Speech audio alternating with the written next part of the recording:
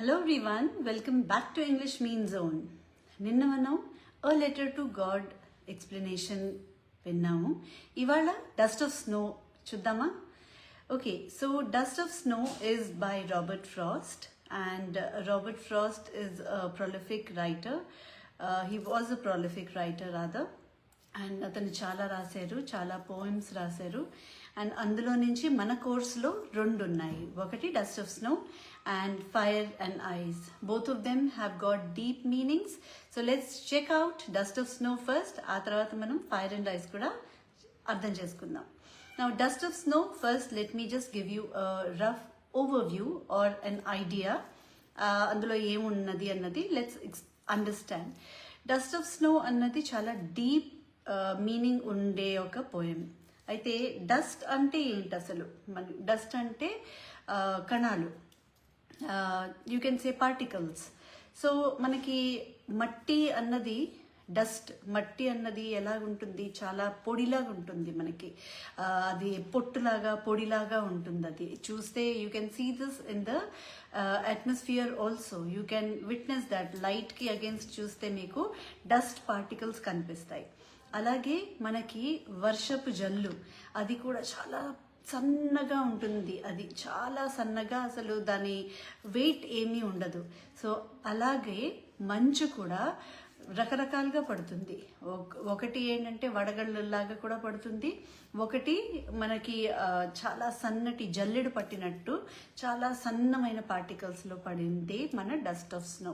So dust of snow అంటే చాలా జల్లెడు పట్టినట్టు చాలా చిన్న కణాలు అన్నమాట ఆఫ్ స్నో, అవి పడుతున్నది. సో సెట్టింగ్ దీంతో మనకు అర్థమైంది కదా. Winter, the background is winter.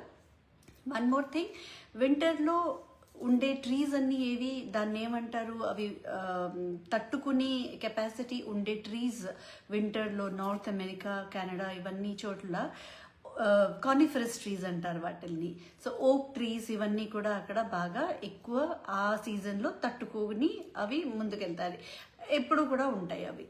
So ఈ కానిఫరస్ ట్రీస్లోని హెమ్లాక్ ట్రీ అనేది జనరలీ మనకి క్రిస్మస్ ట్రీ తర్వాత వేరే వేరే ట్రీస్ అన్నీ కూడా రెఫరెన్సెస్ ఇస్తారు. ఎందుకనంటే అందాన్ని దర్శించడానికి కానీ బ్యూటీకి ఏదైనా సరే మారు పేరు మంచి trees, flowers and all these things మనకి చెప్తారు. అలాగే బర్డ్స్లోని మనం మాట్లాడితే కనుక మనకి నైటింగేల్, కుకు ఇవన్నీ కూడా రెఫరెన్సెస్ ఇస్తారు generally. Dove. So these are all positive referrals that we have when we are talking about birds. Kani ikkada Robert Frost, he broke the normal and then he tried to give something which was different, completely different from what the others had actually written about. So itanu em use chesaru? Crow, కాకిని జనరల్గా మనం అసలు వచ్చి వాలి అసలు గోల పెడుతుంటే ఏంటి కాకి గోల అంటాం మనం. అసలు నిజంగా అంటే చాలా గోలగా ఉంటుంది. We do not like, we shoo the crow away, మనం దాన్ని తరిమేస్తాం. అటువంటిది ఇతను పోయిట్రీలోనే ఒక క్రోని యూజ్ చేసి మనకి ఒక మీనింగ్ని కన్వే చేస్తారు. So crow is actually symbol of negativity, sadness, gloom, sorrow. ఇవన్నీ you can write when you're writing your answers, you can use all these words. అటువంటిదే హెమ్లాక్ ట్రీ అనేది కూడా ఒక పాయిజనస్ టాక్సిక్ ట్రీ. పాయిజనస్ అసలు అది ఏంటంటే మరి దానికి ఏమీ వాల్యూ లేదు. కొన్నిటికి మెడిసినల్ వాల్యూ ఉంటుంది, లైక్ తులసి ఇలాంటివన్నీ కూడా మెడిసినల్ వాల్యూ ఉన్నవి. కానీ ఈ హెమ్లాక్ ట్రీ అనేది స్వతహాగానే అది పాయిజనస్, అంటే అది నెగటివిటీని దర్శిస్తుంది. So crow and the tree, both of them they are actually carriers of negativity here. So ee negative carriers ద్వారా కూడా మనకి ఒక పాజిటివ్ మనకి రెఫరెన్స్ కానీ ఒక పాజిటివ్ రిజల్ట్ ని ఇచ్చే పోయం ఈ dust of snow. So let's now understand line by line, and at the end of it I will try to explain how probably the mood of the poet changed because of the crow and the hemlock tree being in a negative environment. Ikkada unnadantha kuda negative. If you can observe, negative crow, hemlock tree is negative. Then the atmosphere, that is the snow, మంచులోని ఎవరికి కంఫర్టబుల్గా ఉంటుంది, అక్కడ చాలా మనకి uncomfortable అన్ఈజీగా ఉంటుంది. So setting మొత్తం అంతా కూడా అసలు చూస్తే అంతా నెగిటివ్. అందులో నుంచి పాజిటివిటీని తీసుకుని వచ్చిన వ్యక్తి మన Robert Frost. So let's try to understand the poem. The way a crow shook down on me the dust of snow from a hemlock tree.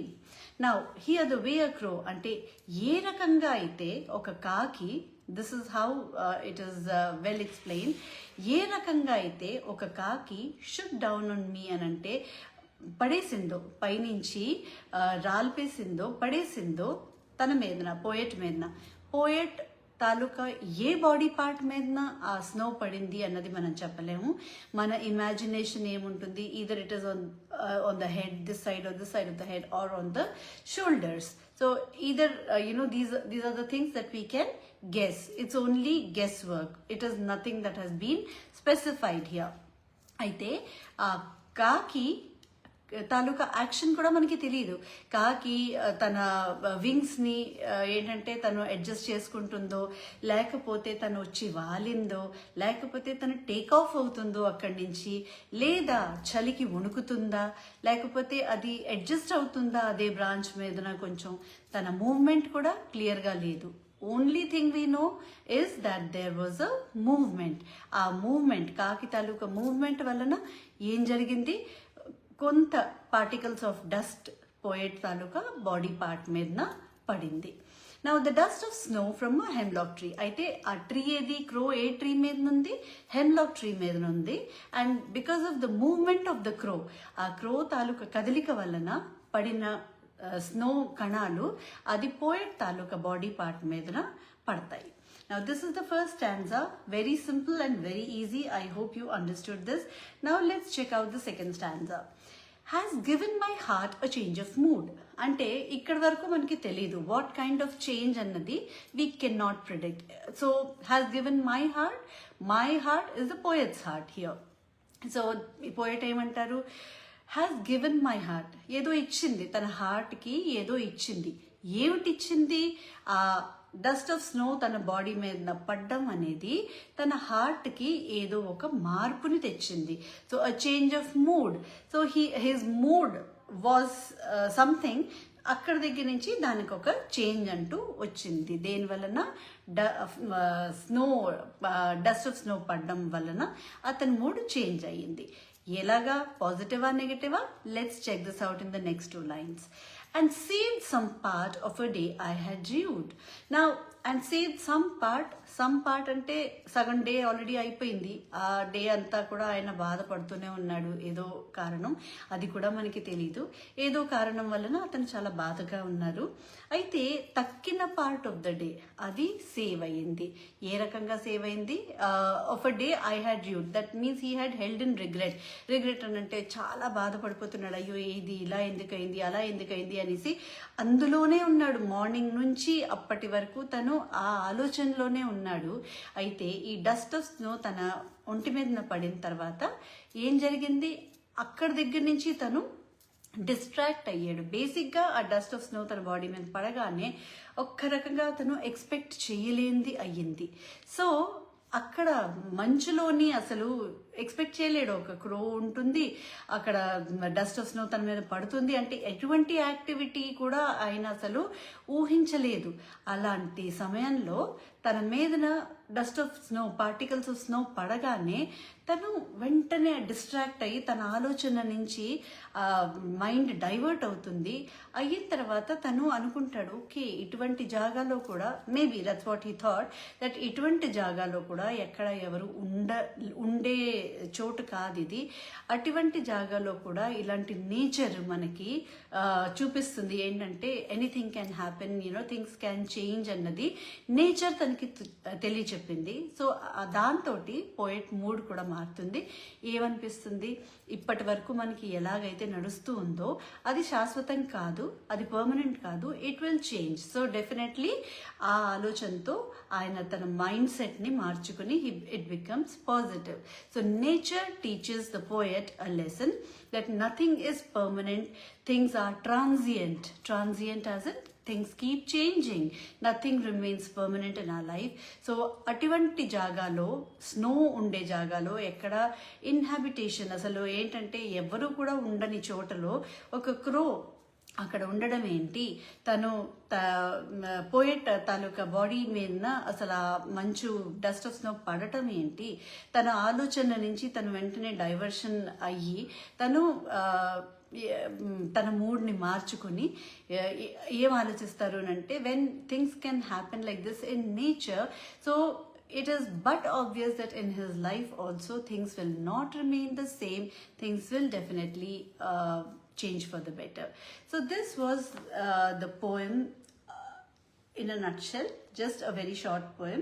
Now what is the overall message of the poem taluka message enti, that the things that are considered inauspicious, ee poem lo manam chuste kanuka the things that are considered inauspicious are the crow and the hemlock tree. ఈ రెండు కూడా ఇన్ఆస్పీషియస్ అంటే మనకి శుభశకునం కాదు అని అనుకునేవి. అయితే అవి ఆ రెండిటి ద్వారానే పాజిటివిటీ అన్నది వస్తుంది. సో దీనికి మన దీని ద్వారా మెసేజ్ ఏమి ఇచ్చారు పోయెట్ మనకి, ఏది కూడా ఇదంతా మైండ్ సెట్, ఇదంతా మన మైండ్లో ఉండేది. పాత రోజుల నుంచి ఇది శుభశకునం కాదు, ఇది ఇలా చేస్తే మనకి దిష్టి తగులుతుంది, ఇటువంటివన్నీ మూఢనమ్మకాలు, ఇవన్నీ అసలు జరిగేవి కాదు. అయితే మనం అది అలా ఫాలో అయిపోతున్నాం, జనరేషన్స్ నుంచి ఎలా నడిచి చూస్తున్నాయి, అది మనం ఫాలో అయిపోతూ ఉంటాము. కొంత పెద్దల భయం వలన, ఆ తర్వాత మన పిల్లలు వచ్చిన తర్వాత మనం వాళ్ళ మీదన భయంతో, అమ్మో ఏమైనా చెడవుతుందేమో అన్న భయంతో ఫాలో అవుతాం. సో ఏ రకంగా అయినా మనం ఫాలో అవుతూనే ఉంటాము. కానీ ఇదంతా మైండ్ సెట్, ఇవన్నీ ఎక్కడా కూడా రాసి రాలేదు, మాన్యువల్తో రాలేదు ఇవన్నీ కూడా. So poet says that you have to break free from these thought process, this thought process that crow and hemlock tree, they are associated with negativity అన్నది మన మైండ్లో ఉన్నది. యాక్చువల్గా అది నిజం కాదు, అవి కూడా మనకి సంతోషాన్ని ఇవ్వగలవు అన్నది మెసేజ్ పోయెట్ మనకి ఇస్తున్నారు ఇక్కడ. Now that was about the message of the poem. Then if you ask me, the crow is generally associated with bad omen, death, negativity, darkness, fear, ఇవన్నీ అన్ప్లెజెంట్ థింగ్స్తో అసోసియేట్ చేస్తారు. So in your answers you can use any of these, you can definitely write them very comfortably. And hemlock tree, as I already told you, is a poisonous tree. It is associated with death and it is considered very toxic. Now,